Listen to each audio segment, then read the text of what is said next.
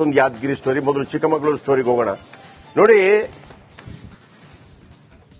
ಇದಕ್ಕಾಗಿ ಲಕ್ಷ ಅಲ್ಲ ಕೋಟಿ ಕೋಟಿ ಖರ್ಚು ಮಾಡಿದ್ದಾರೆ. ಇದನ್ನ ಮಾಡೋದಕ್ಕೆ ಮಧ್ಯಪ್ರದೇಶಕ್ಕೆ ಹೋಗಿ ಬಂದು ಒಂದು ಪ್ಲಾನ್ ಆಫ್ ಆಕ್ಷನ್ ಕೂಡ ಮಾಡಲಾಯಿತು ಮಧ್ಯಪ್ರದೇಶಕ್ಕೆ. ಇದಕ್ಕಾಗಿ 1 ವರ್ಷದ ಹಿಂದೆ ಕಟ್ಟುತ್ತಾರೆ, ಆದ್ರೆ ಯಾವುದೇ ಪ್ರಯೋಜನಕ್ಕೆ ಬರ್ತಾ ಇಲ್ಲ. ಮಧ್ಯಪ್ರದೇಶಕ್ಕೆ ಹೋಗಿ ಇದು ಹೇಗಿರುತ್ತೆ ಅನ್ನೋದನ್ನೆಲ್ಲ ಕಲ್ತ್ಕೊಂಡು ಬರ್ತಾರೆ, ಬಟ್ ಏನು ವರ್ಕೌಟ್ ಆಗೋದಿಲ್ಲ. ಇಲ್ಲಿ ಕಟ್ಟಿದ ನಂತರ ಕೂಡ ಕಳೆದ 1 ವರ್ಷದಿಂದ ಅದನ್ನು ಯಾರಿಗೂ ಕೊಡ್ಲಿಕ್ಕೆ ಆಗಿಲ್ಲ. ಏನದು ವಿಷಯ ನೋಡಿ. ಸಾವಿರ ಲಕ್ಷ ಮೇಲ್ಪಟ್ಟು ಕೋಟಿ ಕೋಟಿ ಖರ್ಚು ಮಾಡಿ ಇದನ್ನು ಕಟ್ಟಿದ್ದಾರೆ. ಯಾಕೆ ಕೋಟಿ ಅಂತ ನಾನು ಪದೇ ಪದೇ ಹೇಳ್ತಾ ಇದ್ದೀನಿ ಅಂತಂದ್ರೆ, ಒಂದು ಕೋಟಿಯ ಯಾವುದಾದ್ರೂ ಒಂದು ಕೆಲಸ ಮಾಡಬೇಕು ಅಂತಂದ್ರೆ ಅದಕ್ಕೆ ಟೆಂಡರ್ ಕರಿಬೇಕಾಗತ್ತೆ, ಹೀಗೆಲ್ಲ ಇರುತ್ತೆ. ಒಂದು ಟೆಂಡರ್ ಕರಿಬೇಕು ಅಂತಂದ್ರೆ ಒಂದು ಪ್ಲಾನ್ ಆಫ್ ಆಕ್ಷನ್ ಇರುತ್ತೆ. ಪ್ಲಾನ್ ಆಫ್ ಆಕ್ಷನ್ ಅಂತಂದ್ರೆ ಇಷ್ಟು ದಿವಸದೊಳಗೆ ನಾವು ಇದನ್ನು ಮಾಡಬೇಕು, ಆನಂತರ ಜನರಿಗೆ ಕೊಡಬೇಕು ಅಂತೇಳಿ. ಆದ್ರೆ ವರ್ಷಗಳು ಕಳೆದ್ರೂ ಕೂಡ ಉದ್ಘಾಟನೆ ಮಾತ್ರ ಕಾಣ್ತಾ ಇಲ್ಲ. ಅದು ಈಗ ಒಂದು ವೇಸ್ಟೇಜ್ ಆಗಿ, ಫುಲ್ ವೇಸ್ಟ್ ಆಗಿ, ಯಾವುದು ಉಪಯೋಗ ಶೂನ್ಯವಾಗಿ ಕಾಣ್ತಾ ಇದೆ. ಅಷ್ಟಕ್ಕೂ ಏನದು, ಎಲ್ಲಿದೆ? ಚಿಕ್ಕಮಗಳೂರಲ್ಲಿದೆ. ಅಲ್ಲಿಗೆ ಸಂಬಂಧಪಟ್ಟ ದೊಡ್ಡ ದೊಡ್ಡ ನಾಯಕರು ಯಾರ್ಯಾರು, ಯಾಕೆ ಇವರ ಗಮನಕ್ಕೆ ಇದೆಲ್ಲ ಬಂದಿಲ್ಲ? ಈ ಎಲ್ಲಾ ವಿಚಾರಗಳ ಬಗ್ಗೆ ಹೇಳ್ತೀನಿ. ಅದಕ್ಕೆ ಅಂತ ಮೊದಲು ಈ ಸ್ಟೋರಿ ನೋಡ್ಕೊಂಡ್ ಬನ್ನಿ. ಕೋಟಿ ಕೋಟಿ ಖರ್ಚು ಮಾಡಿದ್ರು, ಉದ್ಘಾಟನೆ ಭಾಗ್ಯ ಕಾಣ್ತಾನೇ ಇಲ್ಲ. ಫುಡ್ ಕೋರ್ಟ್ ಮಳಿಗೆ ವೇಸ್ಟ್. ಎಸ್, ಈ ದೃಶ್ಯವನ್ನೊಮ್ಮೆ ನೋಡಿ. ಕಣ್ಣಿಗೆ ರಾಚುವಂತೆ ಇರೋ ಹೊಸ ಮಳಿಗೆ ಲಕ ಅಂತ ಹೆಂಗ್ ಹೊಳಿತಾ ಇದೆ ಅಂತ. ಹೈಟೆಕ್ ಮಳಿಗೆ, ಮಧ್ಯದಲ್ಲಿ ಲೈಟಿಂಗ್ಸ್, ಹೊರಭಾಗದಲ್ಲಿ ಕುಳಿತು ಆರಾಮಾಗಿ ತಿಂಡಿ ತಿನಿಸುಗಳನ್ನು ತಿನ್ನೋದಕ್ಕೆ ಮಾಡಿದ್ದ ಕಟ್ಟೆ. ಲಕ್ಷ ಲಕ್ಷ ಕೋಟಿಗಟ್ಟಲೆ ಹಣ ಖರ್ಚು ಮಾಡಿ ಕಟ್ಟಿದ್ರು, ಆದ್ರೆ ಉದ್ಘಾಟನೆ ಭಾಗ್ಯ ಮಾತ್ರ ಆಗ್ತಿಲ್ಲ. ಅಷ್ಟಕ್ಕೂ ಈ ದೃಶ್ಯ ಕಂಡು ಬಂದಿದ್ದು ಚಿಕ್ಕಮಗಳೂರು ನಗರದ ನಗರಸಭೆಯ ಪಕ್ಕದಲ್ಲಿ. ಬರೋಬ್ಬರಿ 3.5 ಕೋಟಿ ರೂಪಾಯಿ ವೆಚ್ಚದಲ್ಲಿ ನಿರ್ಮಾಣ ಮಾಡಿದ್ದಾರೆ. ಇಲ್ಲಿ ಇನ್ನೊಂದು ಇಂಟ್ರೆಸ್ಟಿಂಗ್ ವಿಷಯ ಅಂದ್ರೆ, ಒಂದು ಟೀಮ್ ಮಧ್ಯಪ್ರದೇಶಕ್ಕೂ ಹೋಗಿ ಅಲ್ಲಿನ ಫುಡ್ ಕೋರ್ಟ್ ಬಗ್ಗೆ ತಿಳ್ಕೊಂಡು ಬಂದಿತ್ತು. ಅಲ್ಲಿನ ರೀತಿಯ ಇಲ್ಲಿಯೂ ಫುಡ್ ಕೋರ್ಟ್ ಮಾಡೋ ಪ್ಲಾನ್ ನಂತೆ 3.5 ಕೋಟಿ ರೂಪಾಯಿ ವೆಚ್ಚದಲ್ಲಿ ನಿರ್ಮಾಣ ಆಯಿತು. ಕಾಮಗಾರಿ ಮುಗಿದು 1 ವರ್ಷ ಸಮೀಪಿಸ್ತಾ ಇದ್ರು, ಉದ್ಘಾಟನೆಗೆ ಮುಂದಾಗಿಲ್ಲ. ಕೋಟಿಗಟ್ಟಲೆ ಖರ್ಚು ಮಾಡಿ ನಿರ್ಮಾಣ ಮಾಡಿದ್ದಾರೆ, ಆದ್ರೆ ಇದೀಗ ಫುಡ್ ಕೋರ್ಟ್ ಎಣ್ಣೆ ಹೊಡೆಯೋರ್ ತಾಣ ಆಗ್ತಾ ಇದೆ. ಈಗಿನ ಅಧ್ಯಕ್ಷರು ಕಳೆದ 6-7 ತಿಂಗಳಿಂದ ಆಡಳಿತವನ್ನ ಮಾಡಿದ್ದಾರೆ. ಯಾಕೆ ಫುಡ್ ಕೋರ್ಟ್ ಉದ್ಘಾಟನೆ ಮಾಡಿಲ್ಲ ಅಂತೇಳಿ ನನಗೂ ಒಂದು ಪ್ರಶ್ನೆ ಇದೆ. ಯಾಕೆಂದ್ರೆ 6-7 ತಿಂಗಳಿಂದ ಉದ್ಘಾಟನೆ ಮಾಡಿದ್ರೆ ನಮ್ಮ ನಗರಸಭೆಗೂ ಒಳ್ಳೆಯ ಆದಾಯವನ್ನ ಬರ್ತಾ ಇತ್ತು. ಈಗ ಮೊನ್ನೆ ನಡೆದಂತ ಸಾಮಾನ್ಯ ಸಭೆಯಲ್ಲೂ ಸಹ ನಾವು 4,500 ರೂಪಾಯಿ ಹಣವನ್ನ ಫಿಕ್ಸ್ ಮಾಡಿದ್ರು. ಅದಕ್ಕಿಂತ 25% ಕಮ್ಮಿ ಮಾಡಿ ಬಾಡಿಗೆಯನ್ನು ಕೊಡಬೇಕು ಅಂತೇಳಿ ನಾವು ಅನುಮತಿಯನ್ನ ಕೊಟ್ಟಿದ್ದೀವಿ. ಅದು ವಿಳಂಬ ಇದೆ, ತಕ್ಷಣ ಅದನ್ನ ಪೂರೈಸಬೇಕು ಅಂತೇಳಿ ಶಾಸಕರಲ್ಲಿ ಮತ್ತು ನಗರಸಭಾ ಅಧ್ಯಕ್ಷ ಅವರಲ್ಲೂ ಸಹ ನಾವು ಒತ್ತಾಯವನ್ನು ಮಾಡ್ತೀವಿ. ತಕ್ಷಣ ಶೀಘ್ರವಾಗಿ ಮಾಡಬೇಕು. ಈ ಮಳಿಗಳನ್ನ ಬೀದಿ ವ್ಯಾಪಾರಿಗಳಿಗೆ ಮಾತ್ರನೇ ಕೊಡಬೇಕು ಅನ್ನೋ ನಿಯಮ ಮಾಡಲಾಗಿದೆ. ಆಜಾದ್ ಪಾರ್ಕ್, ಬೇಲೂರು ರಸ್ತೆಯ ಬೀದಿಗಳಲ್ಲಿ ತಿಂಡಿ ಗಾಡಿಯವರು ಮಾತ್ರ ಅರ್ಜಿ ಸಲ್ಲಿಸಬಹುದಾಗಿದೆ. 1 ಲಕ್ಷ ಅಡ್ವಾನ್ಸು, 4,000 ಮೇಲೆ ಬಿಡ್ ಕೂಗೋಕೆ ಅವಕಾಶ ನೀಡಲಾಗಿತ್ತು. ಈಗ 3,000ಕ್ಕೆ ಇಳಿಸಲಾಗಿದೆ ಬಿಡ್ ಅಮೌಂಟ್. ಅಡ್ವಾನ್ಸ್ ಮಾತ್ರ 1,20,000 ನಿಗದಿಯಾಗಿದೆ. ಒಟ್ಟಿನಲ್ಲಿ ಹೈಟೆಕ್ ಮಳಿಗೆಗಳು ರೆಡಿಯಾಗಿದೆ, ಉದ್ಘಾಟನೆ ಆಗ್ತಾ ಇಲ್ಲ. ಇನ್ನಾದರೂ ಸಂಬಂಧಪಟ್ಟವರು ಎಚ್ಚೆತ್ತು ಈ ಮಳಿಗೆಗಳನ್ನ ಹಂಚಿಕೆ ಮಾಡಿ ಅನ್ನೋದು ಸೂಪರ್ 3 ಆಗ್ರಹ. ಚೇತನ್ ಪದ್ಮಶಾಲಿ, ರಿಪಬ್ಲಿಕ್ ಕನ್ನಡ, ಚಿಕ್ಕಮಗಳೂರು. ನೋಡಿ, ಎಷ್ಟು ಫುಡ್ ಕೋರ್ಟ್ಗಾಗಿ ಎಷ್ಟು ಚೆನ್ನಾಗಿದೆ ಮತ್ತು ಎಷ್ಟು ಹಾಳು ಮಾಡ್ತಾ ಇದ್ದಾರೆ.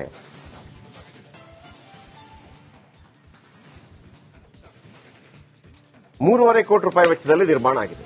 3.5 ಕೋಟಿ ರೂಪಾಯಿ ವೆಚ್ಚ ಆಗೀಗ ಹತ್ರ 1 ವರ್ಷ ಆಗ್ತಾ ಬಂತು. ಯಾಕೆ ಇದನ್ನಿಗೆ ಬಿಟ್ಟಿದ್ದಾರೆ?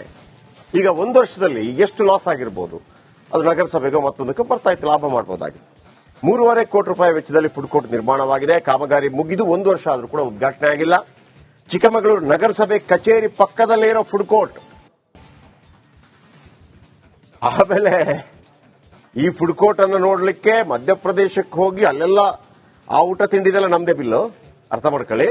ಹೋಗಿ ಬಂದು ಅಬಾಬಾಬಾಬ, ಏನ್ರಿ ಒಂದು ಫುಡ್ ಕೋರ್ಟ್ ಮಾಡೋದಕ್ಕೆ ಮಧ್ಯಪ್ರದೇಶ ನೀವು ಬಿಟ್ಟರೆ ದುಬೈಗೆ ಹೋಗಿ ಬರ್ತೀರಿ. ಆಜಾದ್ ಪಾರ್ಕ್, ಬೇಲೂರು ರಸ್ತೆ ಬೀದಿ ಬದಿ ವ್ಯಾಪಾರಿಗಳು ಅರ್ಜಿ ಸಲ್ಲಿಸಬಹುದು. ಬೀದಿ ಬದಿ ವ್ಯಾಪಾರಿಗಳಿಗೆ ಮಾತ್ರ ಮಳಿಗೆಗಳನ್ನು ಕೊಡಬೇಕು ಅಂತ ನಿಯಮ ಇದೆ. ಓಕೆ, ಯಾರು ಬೇಡ ಅಂತ ಹೇಳಿಲ್ಲ. ಆಜಾದ್ ಪಾರ್ಕ್, ಬೇಲೂರು ರಸ್ತೆ ಬೀದಿ ಬದಿ ವ್ಯಾಪಾರಿಗಳು ಅರ್ಜಿ ಸಲ್ಲಿಸಬಹುದಂತೆ. 1,20,000 ರೂಪಾಯಿ ಅಡ್ವಾನ್ಸ್, 3,200 ರೂಪಾಯಿಯಿಂದ ಬಿಡುಕೂಗಿದವರಿಗೆ ಬಾಡಿಗೆ ಫಿಕ್ಸ್ ಆಗುತ್ತೆ. ಬಾಡಿಗೆ ಅಲ್ಲಿಂದ ಒಂದು ಮಳಿಗೆಗೆ 3,100 ರೂಪಾಯಿ ಫಿಕ್ಸ್ ಮಾಡಿ ಅಂತ ವ್ಯಾಪಾರಿಗಳ ಆಗ್ರಹ. ಅದೇನಿಲ್ಲ, ಅದು 100 ರೂಪಾಯಿ ಹಾಕನೆ ದೊಡ್ಡ ಇದಿಲ್ಲ. ಆದಷ್ಟು ಬೇಗ ಉದ್ಘಾಟನೆ ಆದ್ರೆ ಮಳಿಗೆಗಳು ಉಪಯೋಗಕ್ಕೆ ಬರುತ್ತೆ. ಫುಡ್ ಕೋರ್ಟ್ ಆದ್ರೆ ಒಳ್ಳೇದು. ಈಗ ಬಹಳ ಟ್ರೆಂಡ್ ಆಗ್ತಾ ಇದೆ ಎಲ್ಲ ಕಡೆ ಫುಡ್ ಕೋರ್ಟ್ ಇರುವಂತದ್ದು. ಯಾಕಂದ್ರೆ ಮೊದಲೆಲ್ಲ ಹೆಂಗೆ ಅಂತಂದ್ರೆ ಒಂದೇ ಕಡೆ ಎಲ್ಲ ಫುಡ್ಗಳು ಸಿಗೋದಿಲ್ಲ. ಫುಡ್ ಕೋರ್ಟ್ಗೆ ಹೋಗ್ಬಿಟ್ರೆ ಅಲ್ಲಿ ಕೂರಕ್ ಜಾಗ ಇರುತ್ತೆ, ಒಂದು ಫ್ಯಾಮಿಲಿ, ಆಮೇಲೆ ಒಂದು ಗ್ಯಾದರಿಂಗ್ ಆದ್ರೂ ಆಗುತ್ತೆ ರೀ ಅಟ್ಲೀಸ್ಟ್ ಈ ಫುಡ್ ಕೋರ್ಟ್. ಆಮೇಲೆ ಈಗ ಅಲ್ಲಿ ನೋಡಿ, ನೀವು ಮಾಡಿಲ್ಲ, ಅವರು ಉದ್ಘಾಟನೆ, ಎಣ್ಣೆ ಹೊಡೆಯೋರು ಉದ್ಘಾಟನೆ ಮಾಡಿದ್ದಾರೆ. ಈಗ ಅವ್ರು ನಾವು ಬೈಯಕ್ಕಾಗತ್ತಾ? ಅವರು ಕೂಡ ಟ್ಯಾಕ್ಸ್ ಕಟ್ತಾರಪ್ಪ, ಎಣ್ಣೆ ಹೊಡೆಯೋರು ಕೂಡ ಟ್ಯಾಕ್ಸ್ ಕಟ್ತಾರೆ. ಹಾಗಾಗಿ ಈಗಿನ ಈ ಸೋಷಿಯಲ್ ಮೀಡಿಯಾ ಕಿರಿಕಿರಿ ಇದರ ನಡುವೆ ಇಂಥ ಒಂದು ಗ್ಯಾದರಿಂಗ್ ಇದ್ರೆ, ಫ್ಯಾಮಿಲಿ ಗ್ಯಾದರಿಂಗ್ ಬಹಳ ಒಳ್ಳೇದು ನನ್ನ ಪ್ರಕಾರ. ಎಲ್ಲ ಒಂದ್ ಕಡೆ ಸೇರ್ತಾರೆ, ಕೂತ್ಕೋತಾರೆ, ಮಾತಾಡ್ತಾರೆ.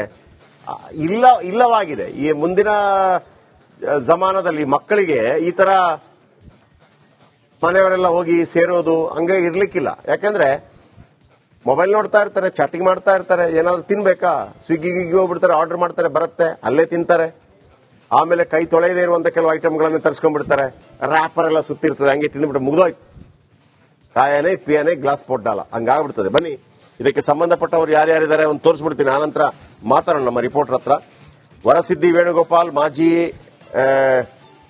ಸುಜಾತ ಶಿವಕುಮಾರ್, ಅಧ್ಯಕ್ಷೆ ನಗರಸಭೆ. ಮೇಡಮ್, ಇದನ್ನೊಂದು ಮಾಡಬೇಕು. ಆಮೇಲೆ ವರಸಿದ್ದಿ ವೇಣುಗೋಪಾಲ್, ಗೊತ್ತಿಲ್ಲ ಇವರಿಬ್ಬರ ನಡುವೆ ಏನು ಕಿತ್ತಾಟ ಇದೆ ಗೊತ್ತಿಲ್ಲ. ಕಿತ್ತಾಟ ಇರಲಿ ಇಲ್ಲದೆ ಇರಲಿ, ಅದು ನನಗೆ ಮುಖ್ಯ ಅಲ್ಲ. ಆದರೆ ಕಿತ್ತಾಟವನ್ನು ನಾನು ಮುಖ್ಯ ಮಾಡೋದಿಲ್ಲ. ನನಗಿರುವಂತದ್ದು ಅಲ್ಲಿ ಓಪನ್ ಆಗಿದೆ ಇಲ್ವೋ ಅಷ್ಟೇ, ಅಥವಾ ಅದಕ್ಕೊಂದು ಟೈಮ್ ಕೊಡಿ. ಬಸವರಾಜು, ಆಯುಕ್ತರು ನಗರಸಭೆ. ಬಸವರಾಜು, ಆಯುಕ್ತರು ನಗರಸಭೆ. ಎಚ್ ಡಿ ತಮ್ಮಯ್ಯ, ಇಲ್ಲಿಯ ಶಾಸಕರು.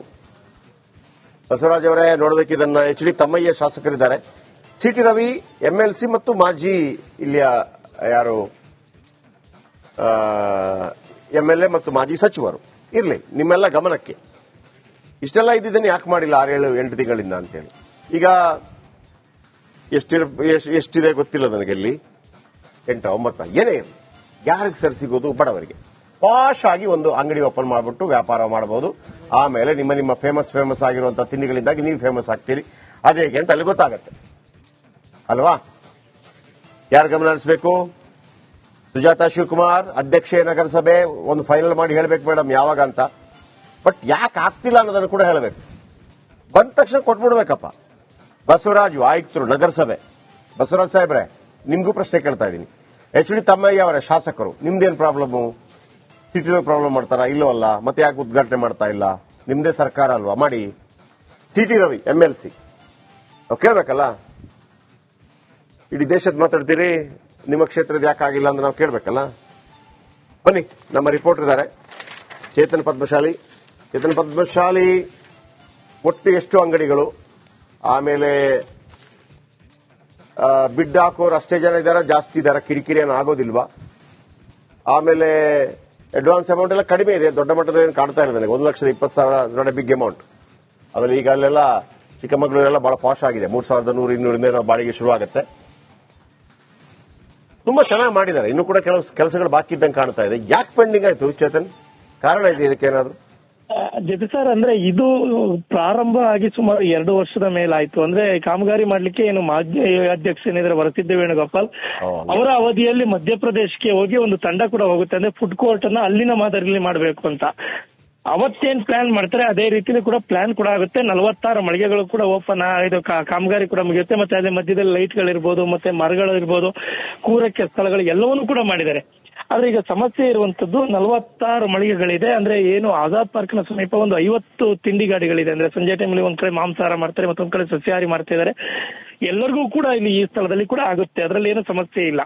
ಆದ್ರೆ ಇಲ್ಲಿ ಸಮಸ್ಯೆ ಎದುರಾಗಿರುವಂತದ್ದು ಒಂದು ಉದ್ಘಾಟನೆ ಮಾಡುವಂತ ಕೆಲಸವನ್ನ ಏನು ನಗರಸಭೆ ಮಾಡಬೇಕು, ಇನ್ನೊಂದು ಏನು 1,20,000 ಏನು ಅಡ್ವಾನ್ಸ್ ಅಮೌಂಟ್ ಇದೆ ಅದು ಎಲ್ಲ ಒಂದ್ ಕಡೆ ಬೀದಿ ವ್ಯಾಪಾರಿಗಳು ನಮಗೆ ಹೆವಿ ಆಗುತ್ತೆ ಅನ್ನುವಂತ ಮಾತನ್ನ ಹೇಳ್ತಾರೆ. ಈಗ ಸದ್ಯಕ್ಕೆ ಬೀದಿಲಿ ಏನು ಅಂಗಡಿ ಹಾಕ್ತಾರೆ, ಪ್ರತಿದಿನ ಒಂದು 50-100 ರೂಪಾಯಿ ಏನ್ ಬಂದು ಕಲೆಕ್ಟ್ ಮಾಡ್ಕೊಂಡು ಹೋಗ್ತಾರೆ, ಅದನ್ನ ಮಾಡ್ತಾ ಇದಾರೆ. ಆದ್ರೆ ಇವರು 1,20,000 ಅದನ್ನೇನೋ ನಂಬಲ್ಲ ನಾನು. ಯಾಕಂದ್ರೆ ಅಂಗಡಿನೂ ಅಷ್ಟು ಸಖತ್ತಾಗಿ ಮಾಡಿಕೊಟ್ಟಿದ್ದಾರೆ. 1,20,000 ಕೊಡದೆ ಹೆಂಗೆ?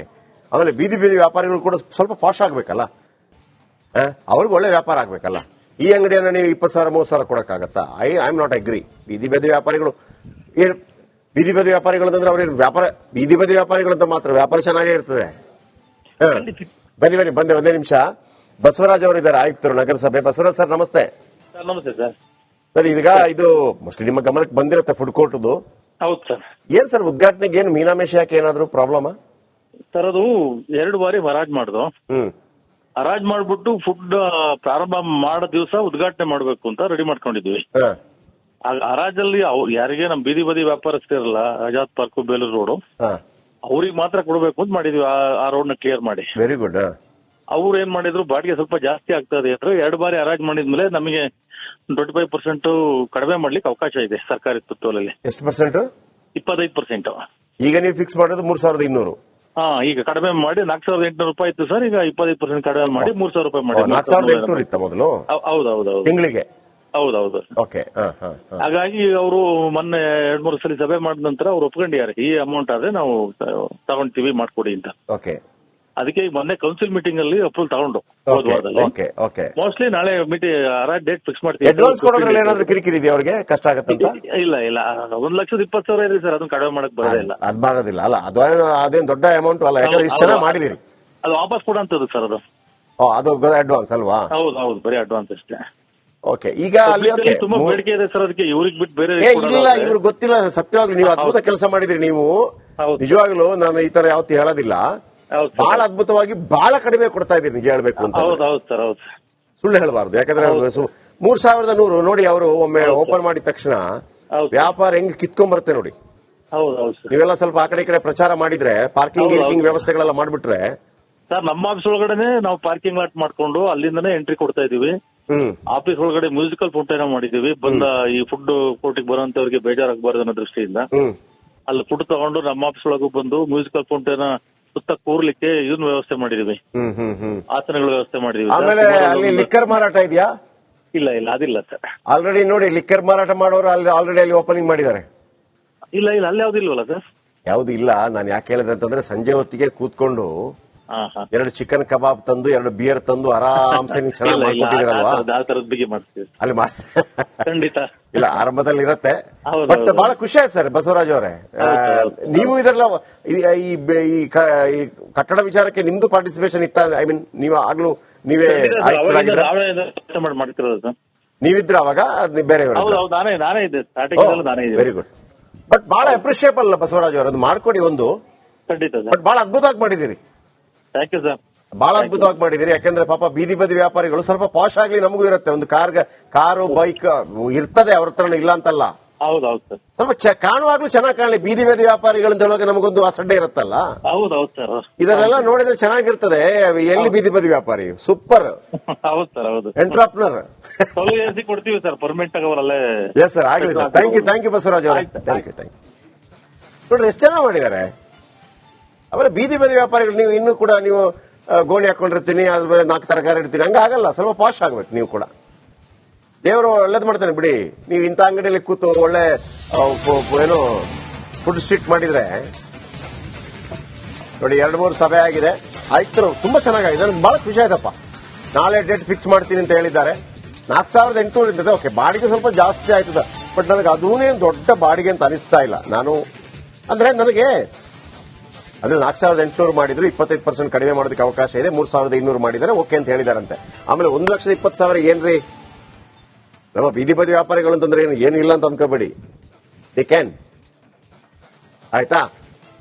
ಆಮೇಲೆ ಬೀದಿ ಬದಿ ವ್ಯಾಪಾರಿಗಳು ಅಂತ ಮಾಡುವಾಗ ನಿಮ್ಮಲ್ಲಿಗೆ ಬರುವ ಕಸ್ಟಮರ್ಗೂ ಈಗ ನಿಮ್ಮಲ್ಲಿ ಬರೋ ಕಸ್ಟಮರ್ಗೂ ವ್ಯತ್ಯಾಸಗಳು ಉಂಟಾಗುತ್ತೆ, ನೆನಪಿಟ್ಕೊಳ್ಳಿ. ಆಯ್ತಾ? ಬೀದಿ ಬದಿ ವ್ಯಾಪಾರಿಗಳು ಅಂತ ನೀವು ನಿಮ್ಗೆ ಲೇಬಲ್ ಹಾಕೊಂಡಿದ್ದಾಗ ಅಲ್ಲಿಗೆ ಬರೋರು ಕೂಡ ಸ್ವಲ್ಪ ಸ್ಟೇಟಸ್ ನೋಡ್ಕೊಂಡ್ ಬರ್ತಾರೆ. ಈ ಸರಿಯಾಗಲ್ಲ, ಅಲ್ಲಿ ಕೂತ್ಕೊಂಡು ಸರಿಯಾಗಲ್ಲಪ್ಪ, ಹಿಂಗೆಲ್ಲ ಇರ್ತದೆ. ಅರ್ಥ ಆಯ್ತಾ? ಈಗ ನೋಡಿ, ನೀವು ಇಂಥ ಪಾಶ್ ಆಗಿ ಮಾಡಿದಿರಲ್ವಾ, ಅಲ್ಲೆಲ್ಲ ಕೂತ್ಕೊಂಡು ಎಲ್ಲ ಫುಲ್ ಜಿಂಗ್ ಚಕಾಕ್. ನಿಮ್ಗೆ ಒಳ್ಳೇದಾಗ್ಲಿ. ನೀವು ಏನೀಗ ವ್ಯಾಪಾರ ಮಾಡ್ತಾ ಇದ್ದೀರೋ, ಎಷ್ಟು ಬರುತ್ತೋ ಗೊತ್ತಿಲ್ಲ ನನಗೆ ದಿವಸಕ್ಕೆ, ಅದರ 10 ಪಟ್ಟು ಜಾಸ್ತಿ ಆಗುತ್ತೆ ನೋಡ್ರಿ. ನೀವು 3,500 ಅಲ್ಲ, ನೀವು 30,000 ಬಾಡಿಗೆ ಕೊಡುವಷ್ಟು ಶ್ರೀಮಂತರಾಗಿ ಅಷ್ಟು ಚೆನ್ನಾಗಿ ಮಾಡಿದ್ದಾರೆ. ಮಾಡಿದವ್ರಿಗೆಲ್ರಿಗೂ ಒಂದು ಸೆಲ್ಯೂಟ್.